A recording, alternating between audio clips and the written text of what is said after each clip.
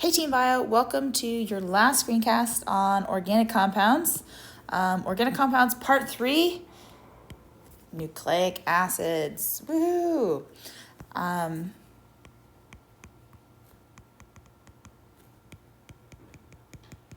Nucleic acids are composed of two major groups. I'm sure you've heard of at least one of them before, DNA and RNA. Make these a little bigger. The main functions of DNA is to encode genetic information.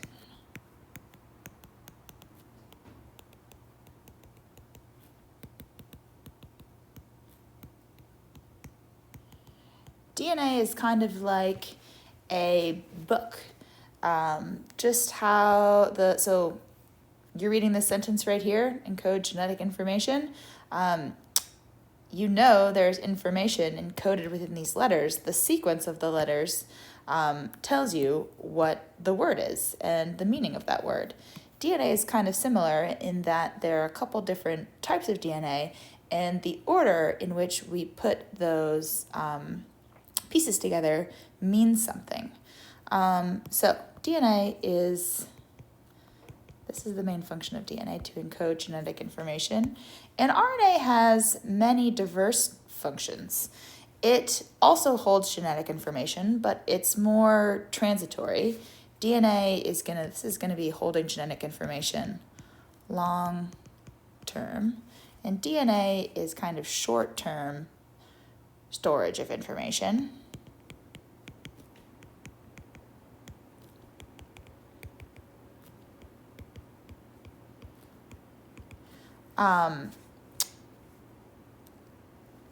And RNA also can serve as an enzyme, so helping to catalyze reactions. And RNA can also help modify gene expression.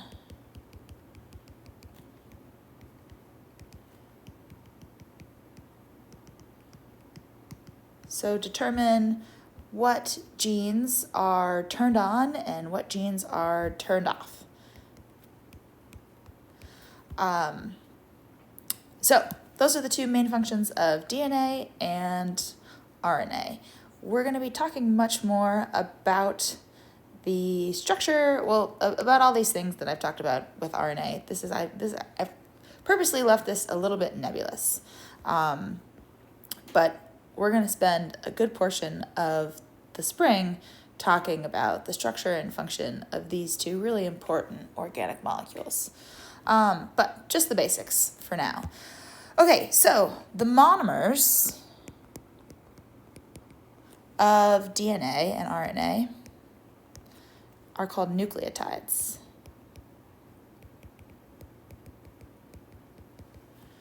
And the structure of a nucleotide they're all similar in that they are composed of a 5-carbon ribose sugar group, which I'm going to draw here as a little pentagon.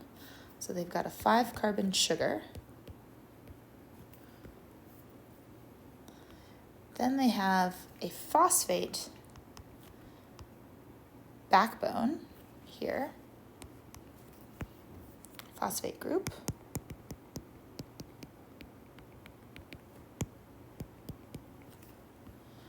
And then last, on this end,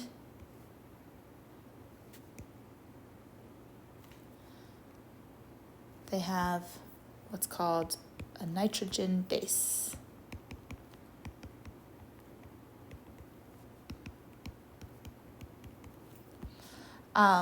Or nitrogenous base. And for DNA, this nitrogen base can come in one of 4 different flavors. It can either be A, adenine, T, thymine, C, cytosine, or G, guanine. And I'm going to give these different highlighter colors to indicate that these are all kind of different flavors of DNA. So this is one DNA nucleotide, and to create a polymer of DNA, you take a bunch of these nucleotides and you string them together. I'm going to make this a little bit longer here.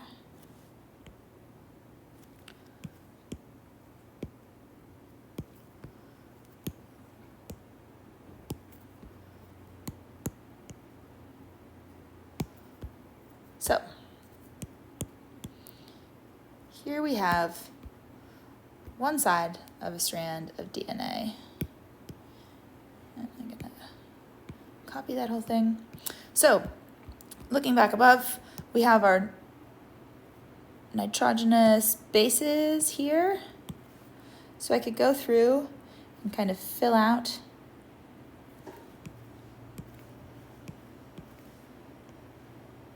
all of our nitrogen bases with the different colors. And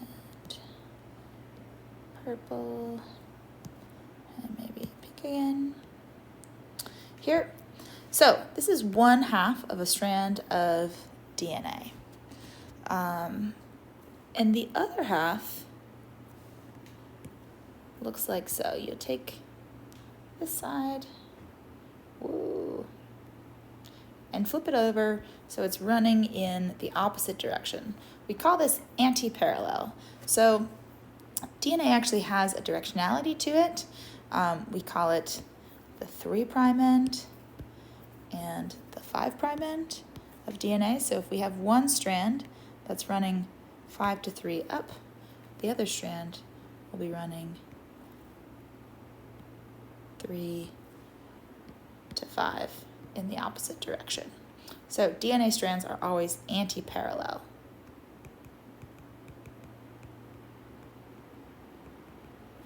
And DNA is always a double-stranded molecule. The bonds that hold the nucleotides together, and I guess I should also want to label this part. This part of the DNA molecule is called the sugar phosphate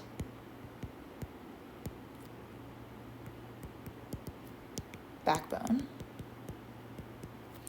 So there's a backbone on this side, and then there's also a backbone on this side. And then the interior are where the nitrogen bases are. The sugar phosphate backbone, oops, there's an E here, is held together by covalent bonds.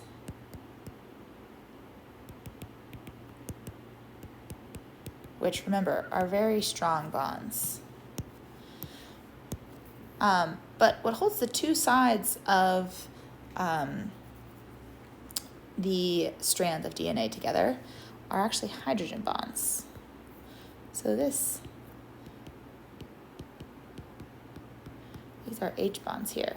Now, the way that I've drawn this, you'll notice that we started out with our first nitrogen base at the top here. I said this was the letter A. Well, DNA has this cool pairing system where the letter A on one side of a strand of DNA is always going to bind to a letter T on the other side. So that means going down the strand of DNA here we have another T, which means this is going to be an A on this side. And again, we have a red A, so this is going to be T, thymine. Here, we have the base cytosine, which is always going to pair with guanine in purple. And here we have a guanine, so we can infer that this is a cytosine. So this is a C and G and so forth. So if you read one side of a strand of DNA, you can automatically construct the other side because we have this specific base pairing where A always binds to T and vice versa, and C always binds to G.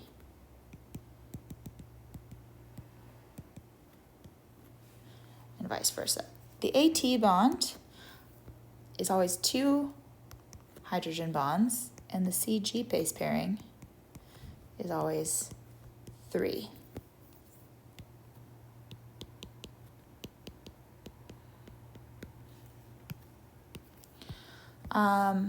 Okay, so that's one strand, very short strand of DNA. I'm going to move this whole thing over. Okay, RNA nucleotides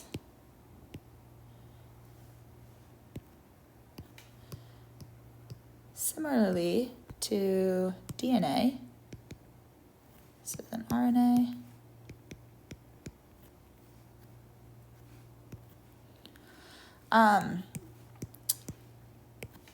DNA stands for deoxyribonucleic acid.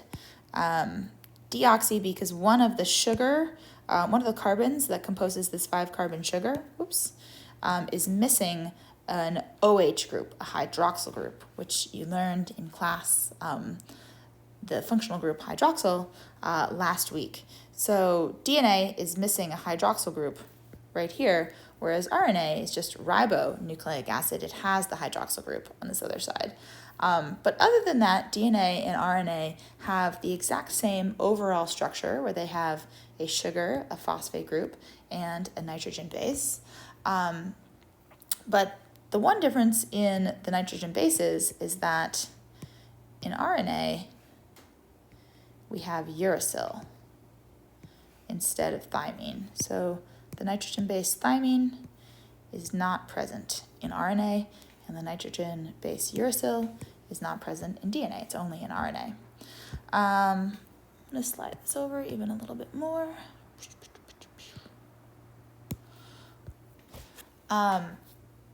Just like DNA,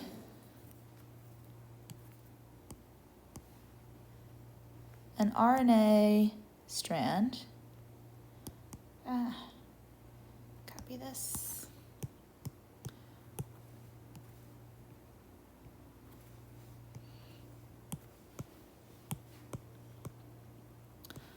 so an RNA polymer is going to be a long strand of RNA nucleotides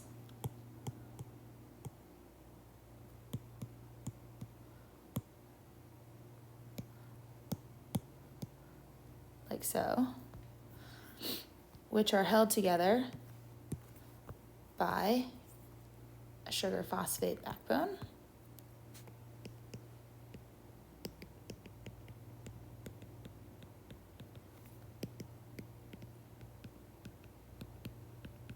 That once again is covalently bonded.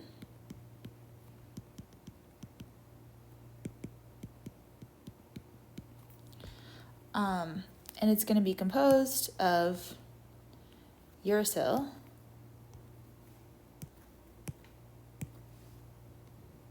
adenine,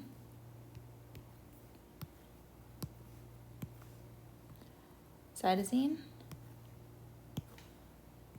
and guanine.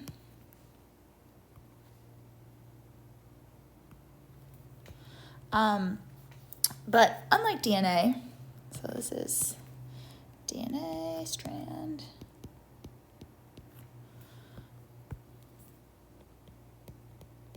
RNA is always single-stranded. So DNA is going to have a double strand where the 2 strands are running anti-parallel to one another, and the RNA strand is going to be only a singular strand. And this, we wouldn't leave these bases just blank, but they would also be either C, G, A, or U. Okay, so that is the basic structure of DNA and RNA. They're both composed, their monomers are nucleotides, and their polymers are DNA and RNA molecules. DNA is always going to be double-stranded, where the 2 strands are running anti-parallel, and RNA is always going to be single-stranded. Now, I said before that DNA and RNA form a code, much like the alphabet is a code that holds meaning. The sequence of A's, T's, C's, and G's in DNA is a code for, ultimately, protein. So the genetic information that they're storing is stored in the sequence of A's, C's, T's, and G's. And if we change a nitrogenous base within the code, we change the meaning of the code, just like how changing out a letter in a word is going to change the meaning or sense of that word. But more on that later. We are going to actually decode strands of DNA later on in the year and figure out what happens when we make mutations or genetic modifications to DNA and the larger implications of that process. Okay, that is all. I'll see you in class tomorrow.